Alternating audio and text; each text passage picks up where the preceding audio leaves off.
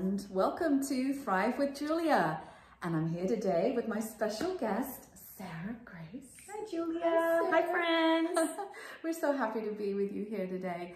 And I'm really thrilled for you to meet my delightful friend, Sarah, who is so gifted and talented in so many ways. And we want to talk about all the wonderful things that she can share with you all, and tell you a little bit about her history, if you don't mind first, because you are fascinating to me. Man, thank you. She's one of these people that sees dead people, and she's incredibly psychic, and you've had these gifts since you were quite young, right? Yes, indeed. So my deal, you guys, is I have been a licensed paramedic in California now for 20 years, which is crazy.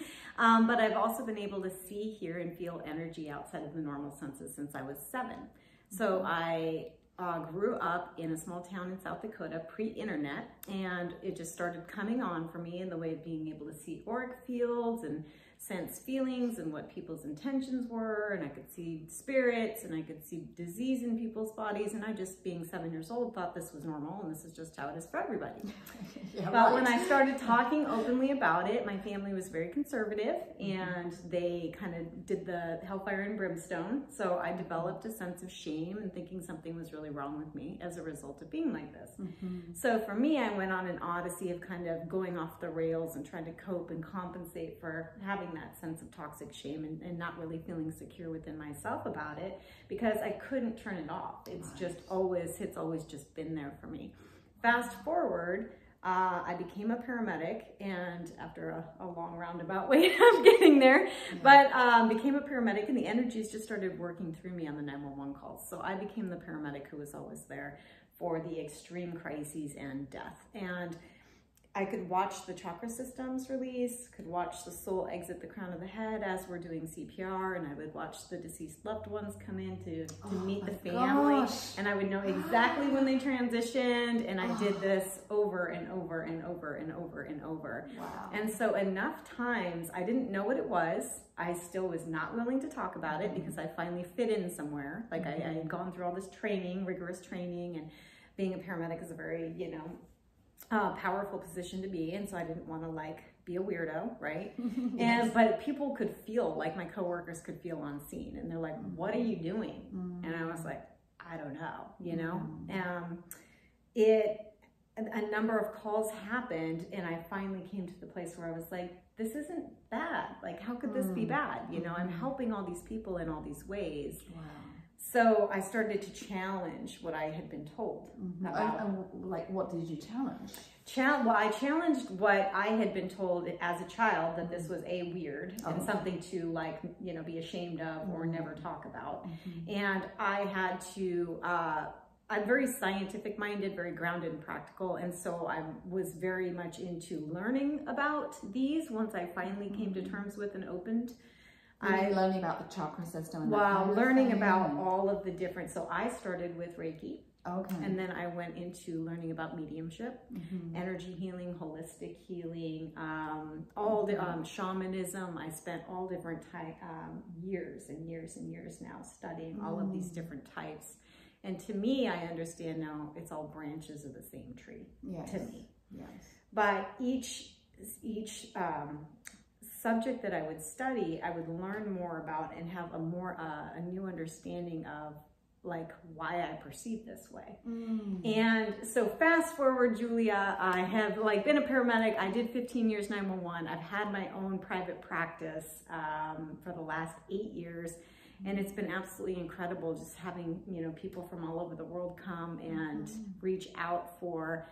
I do a lot of psychic surgery. That's probably what I do the most of, which is going to be the energetic and auric field reconstruction. And when we're working with medical intuition and people with chronic disease processes, we help people really recover and kind of get back on track. Well, that's fantastic. Yeah. And I know you're an amazing healer. So many of my friends have been to you and just love what you do. Thank you. So that's fantastic. But just I want to ask a few questions, because it's so, I don't perceive that way at all. I don't see any auras. I don't have your sense of perception in that way. Is it ever scary, or was it ever scary to see so much else than the 3D realm. Oh, totally. And especially as a kid, and especially when I was told that it's not okay. And I don't have a choice on what I see. And so some people are like, oh, I wish I could see. And I'm like, well, it's a double-edged sword, you guys. You know, I don't get a choice. And it's, there's a lot of dark, heavy energy. Sure. This is a dualistic paradigm, you know, light and dark, masculine, feminine, yin, yang, they all exist, and they have to in order to, right, exist. Yes, in order for us to have a world of contrast, which is what I believe we've come here to experience, is the world of contrast, because from what I understand is that gives our soul a greater growth and learning opportunity, right? Absolutely. But with the light comes the dark, as you say, and with the smooth comes the rough. Exactly. So. And it's not always easy, to see those things. And at the same time, over the years, through learning, becoming educated, pulling from, information from different teachers, plus my own intuitive guidance, and I always advocate listening to your own intuitive guidance. It's great to learn from other people, but always, I believe we're all our own greatest teachers and healers. For sure. And if we can trust our own innate sense of wisdom, that can really be an elixir for us. And so there's nothing to fear in even the dark things. Except fear itself. Except fear itself. It can just be jarring. But over the years, I've kind of just gotten to where it's like, it's like I pay attention to it, but I don't go into a whole process with it unless I'm in session. Wow. I mean, that's just a lot to take in, all your background and everything you've experienced. It's been a ride, man. I know. It's been a ride. Yeah, and just to mention, she wrote an amazing book called Journey into Grace, and I love that play on words because Grace is her last name anyway, and I'm going to show it to you. Show it. Yeah, you've got it. I've got it here. It's got it right there, Journey into Grace. It's a great book. I really recommend it. You can get it on Amazon. Thank you. Tales of a Psychic Paramedic, Sarah K. Grace. Thank you. It's on Amazon, and I was very fortunate to be featured on Hay House Radio and Coast to Coast with George Norrie as a result of this. And so it's incredible. And there's so many of us, you guys, and it's great that we're having more open dialogues about different people who perceive energy in different ways and how we can utilize that. And I was just talking today with a friend of mine who's also very empathetic about energies, and she says, oh, I went out for lunch yesterday with some friends and I came home so drained. I mean, do you ever find that, or have you learned to shut yourself off somehow so you don't take in everybody's energy? I am still very sensitive. So for those of you guys who don't know, as energetically sensitive people, even if you don't see or necessarily hear, our nervous systems are 2 to 3 times as sensitive as the quote standard. Oh, wow. So just being out in the day-to-day is it just hits us a little bit more intensely. Okay, so some really great tools that I've personally learned. Earplugs, guys. Never ever leave home without your earplugs. I don't go to any restaurant without earplugs. Wow. I don't go to any stores without earplugs, because the intensity of the conversations in the aisles over, or the tables over, or from the fluorescent lights are so detracting to me when I'm trying to shop or trying to be having a conversation at a table. So earplugs for sure. And then there's the old school adage. It's not old school. It's a really great fundamental tool.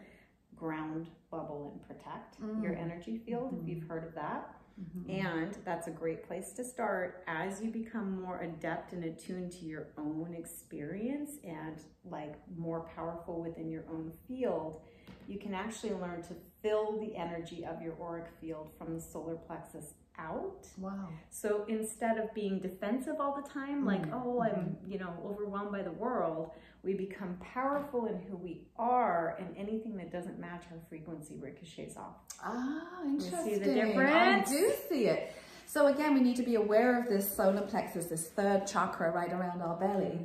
And for me anyway, I find if I just even breathe into that place and puff out my Buddha belly a little bit, it can power me up, right? This is the power center. No, very much so. Yeah. And the solar plexus is where one of the primary areas that the higher layers and levels of the energetic systems lodge, which is into the physical body, which is why it's called the gut feeling. Everything is right there in the solar plexus. Okay. Wow. So we should listen to it too. It has messages for us, right? Oh, so much so. So much wisdom. Yeah, yeah. So as a highly sensitive person, how has this last 18 months impacted you? Oh man. Should I even ask? Well, it's been intense for everybody, right? It has. Yeah, it has for me. I know that. Everybody. And then there has been a couple of times where the pressure and just the heaviness and the collective sense of panic had been so significant on my nervous system that it's like a couple of times it's like my fist was up to God, like, this is inhumane, you know? Right. Like, I can't, I want to tap out. This is too much. Because as a sensitive, always being aware of the collective experience and the collective experience being that uncomfortable, I was really uncomfortable for a number of months until I asked my guides. It's funny, sometimes I'm just still, after all these years, so dense, you know, you forget to just ask. You can actually ask for help, right? Yeah. Always ask for help, because I was complaining about it. Like, this is too intense, this is crazy.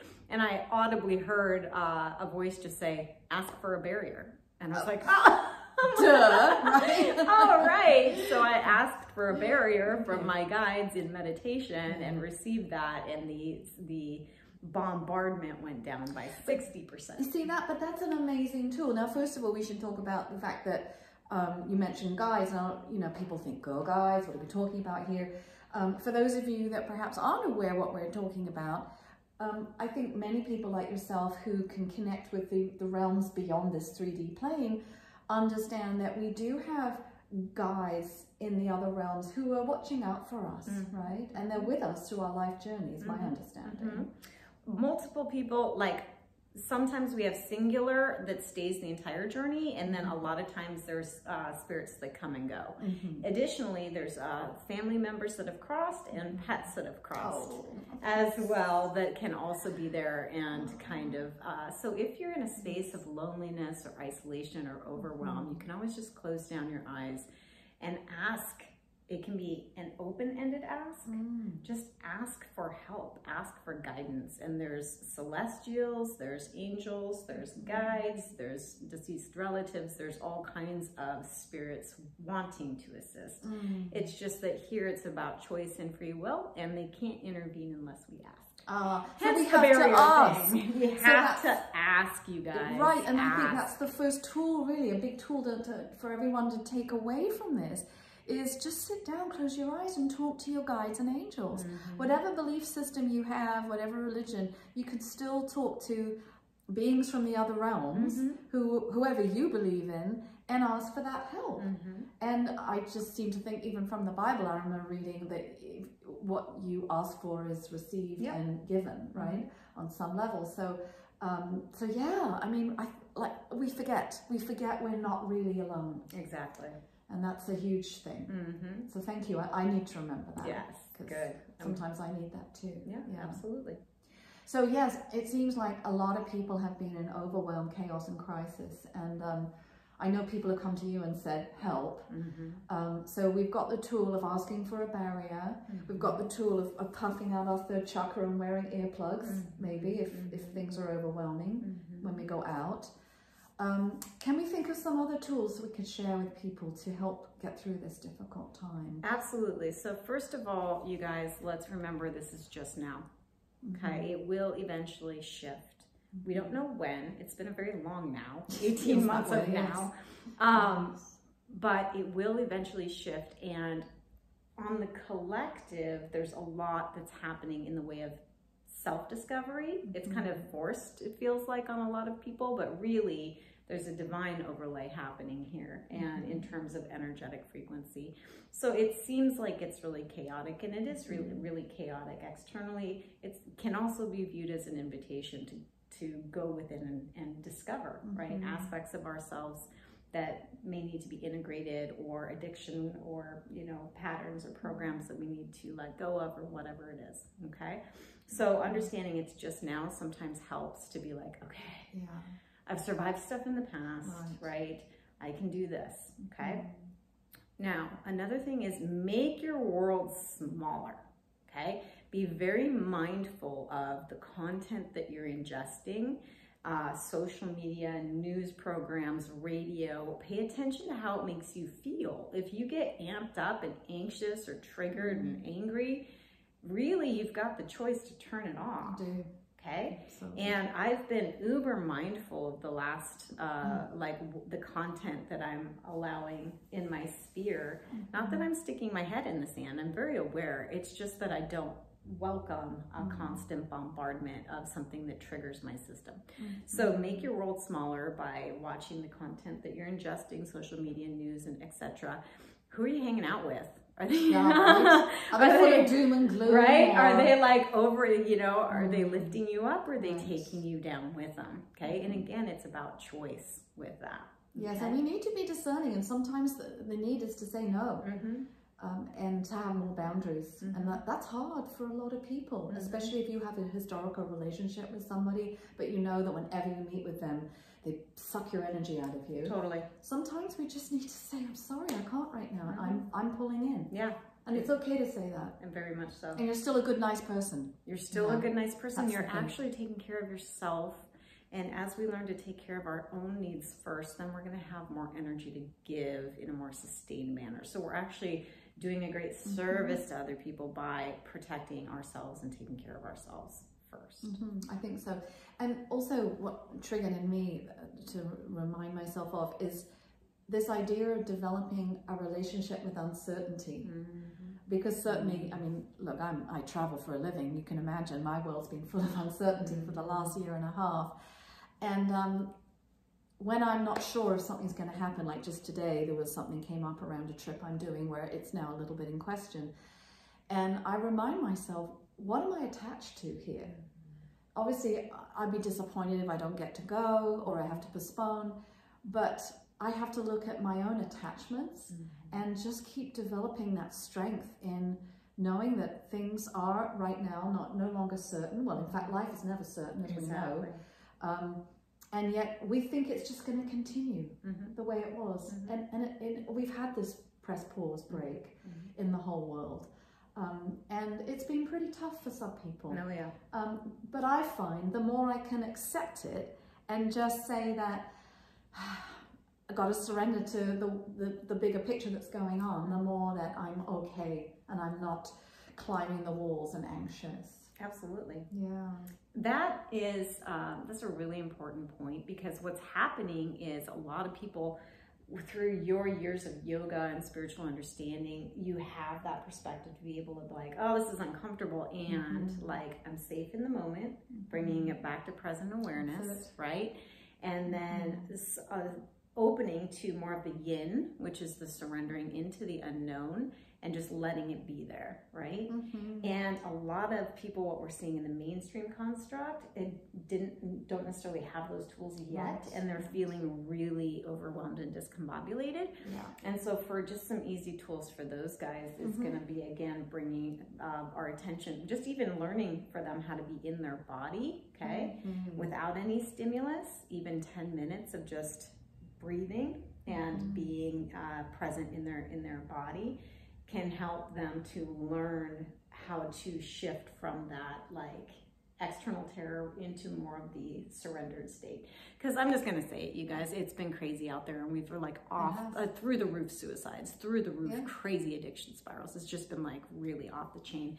And so that is what it is. It's part of what's happening. And what I'm seeing in that way, when I look at it from a meta level, it's more like those souls just are tapping out. Yes. Okay. And that's okay. They're finding a way to tap out, and that's okay. Right.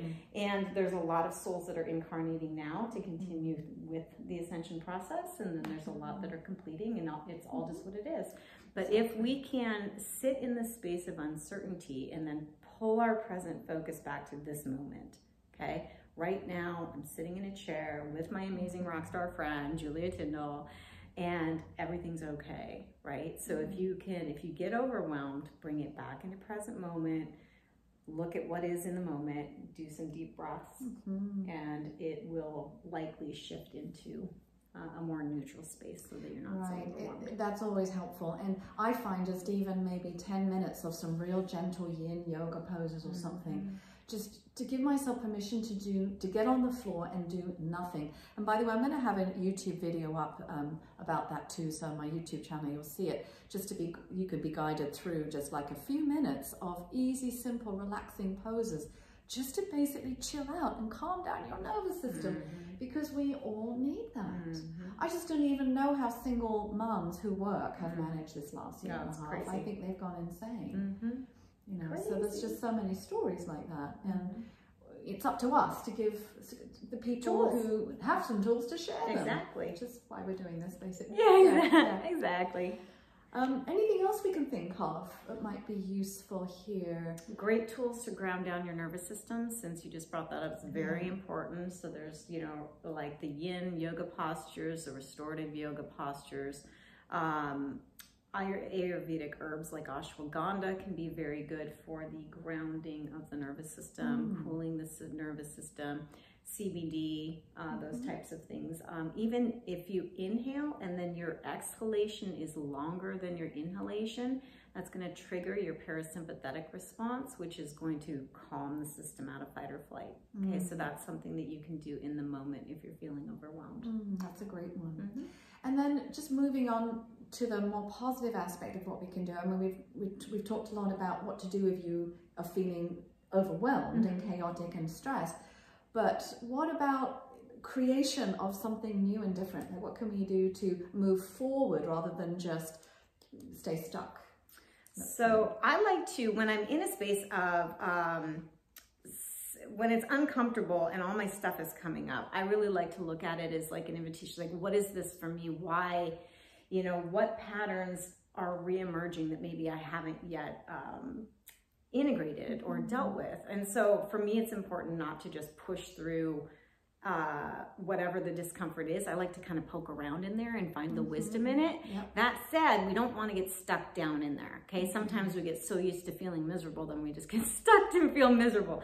So we don't want to do that either. So a good thing to do is allow the feelings to fully express through your system. It takes courage, you guys, to really fully feel your feelings and allow them to move through without reaching for something to anesthetize them, okay? But bottle of wine or something, whatever, like pick your poison, right? And that's okay if you're doing that. Just be mindful and observe, okay? And without the judgment, be, well, maybe instead of 5 nights this week, I'll cut back to 2 or 3 and see how I feel. So you can start navigating it in that way. And then as the emotions and process moves through you, then what happens is in the physiologic cells and in the energy system, there's more space, okay? And it's in that new space that we want to be really conscious of what we're inviting in and bringing in, okay? So do you see how it's both? We want to pay attention to integrate and heal whatever's coming up, okay? And then as that moves through and we heal it by feeling it, okay, by just allowing it to pass and integrate, and by modifying those toxic behaviors and really starting to be like, okay, I'm going to start to do something different. And now when we're doing something different and we're feeling a little better, there's this space, and it's in that space that we want to start really like brainstorming. What do I want in this new world? Like beyond, like how do I want to live? Like personal goals and professional goals and family goals and financial goals. And it doesn't even have to be goals, just the standards that you'd like to live by, how you'd like to feel. Start to really think about that and embody that as best you're able. It can be hard when you're down in the pit, right? To be like, even kind of like remember what it's like to be happy. So if that's too far of a stretch, it's okay. What we want to do is acknowledge where you're at, okay, and continue to support your physical, emotional, and energetic state. And then ever so slowly start to, and maybe it's just watching happier videos on Netflix. Or comedies. I love comedies on Netflix. Something that's like takes you out of the misery for a second, so you get a break, and then you're like, okay, like it's, you know, this guy's not falling on me in this moment, so maybe I can create something else. Perhaps journaling a little bit, what it is you do want, writing some affirmations, but just getting into the positive frame of mind as well, knowing that this time too shall pass, and we will move into more positivity as time goes on, right? Exactly. Yeah. Wonderful. Yay. I love to end on a positive note. That's so great. So good. So if people want to get in touch with you, Sarah, for a healing session, how would they do that? Yay. So I am local in Northern California and do in-person locally, and I have clients all over the world that we do virtual. So I can do phone or Zoom. SarahKGrace.com, SarahKGrace.com. K Grace, then Grace, SarahKGrace.com. You can find the booking information there. Great. And I'm Sarah K Grace 111 on Instagram, Facebook, and I have a YouTube as well. Oh, wonderful. Yay! Great. So yeah, subscribe to my YouTube, her YouTube, you know, we'll see more of both of us. And wow, it's been an amazing conversation. Thank you so much. Thank you for doing this, Julia. This is awesome. Yeah. This is really good. And we'll see you guys all next time. Thanks for joining.